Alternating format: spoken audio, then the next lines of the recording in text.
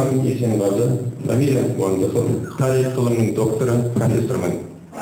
Мен Қазақстанда 3 оқулықтың авторымын. 2 томдық 600-500 беттік Қазақстан тарихы 12-13 жылы сосын саясаттану ғылымының оқулығын жазғам. Швецияда политология мектебін бітіргем.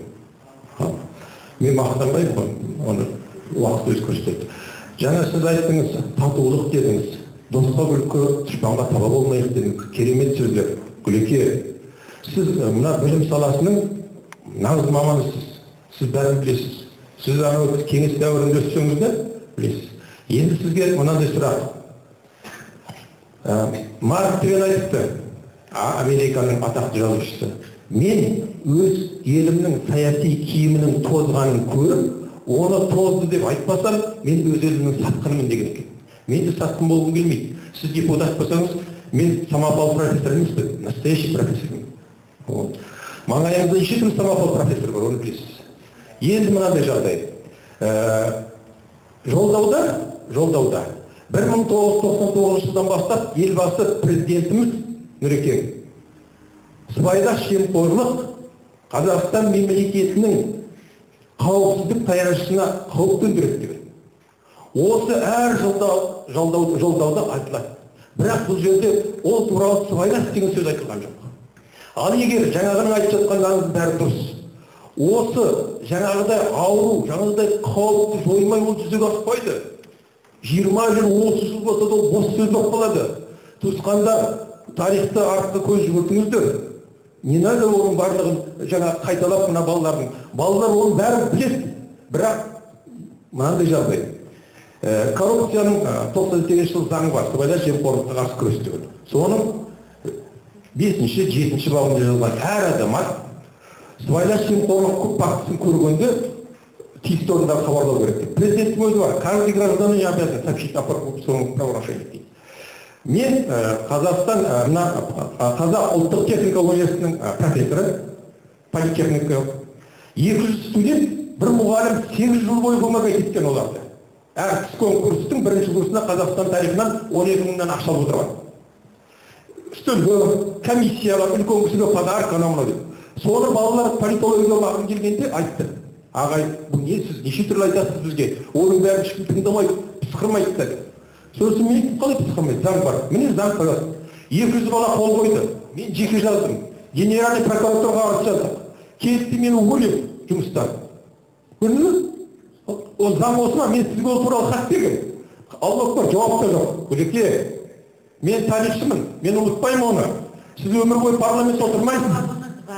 Жауап сізге берілді. Ол жауап сырғызба жауап. Оған сіз жауапқа қанағаттанбасаңыз, ол енді басқа мәселе. Депутаттың сізге министрліктің берген жауабын сізге жіберді. Жақсы. Оның өзін қандай үлкен күшпен алдыңыз. Сіз 100-деген хаттар жаздыңыз. Министрдің де атына жазып отырсыз. Бұл жерде мынаны есте сақтаңыздар, тағы да айтып отырмын. Мен өмірбақи депутат болмаймын, мен оны білемін. Мені онымен қорқытпай қойып отырған әр депутат білемін. Қорқыпсыз ғой, не қорқыпсыз? Мен әр депутат білемін, бірақ менің міндетімде емес. Біздің құзыретімізде емес. Жақсы, ұсынысым бар болды. Біздің хатымызды министрліктен ол аппараты почтальон болдым сіздің арқаңызда.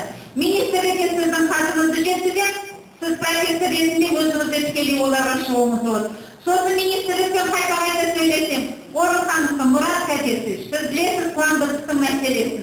Соғыста қайта маған телефон шалады, хат жазады, неге жауап бермейсіздер? Жауап берсеңіздер, сіздер өз профессор со своими профессорами сами выясняйте, разбирайте, парламент не вмешивает. Сөйтіп жүріп мен сол жауапты әлем алдым, сізге жібердім. Қанағаттанбасаңыз, ол басқа мәселе. Ол сіздің беделіңіз әлбер алсаңыз. Екіншіден, осы 9 январ қаңтар күні Трибуна газетіне Жұмағұл туралы мақала жаздым орыс тілінде. Ол ұсынысым сол. Енді осы депутат бойынша жолдауда білім капитал, болашақ қоғамның білімді адамдарын кадрларын даярлау біздің міндетіміз. Жолдаудың басты өзегі сол.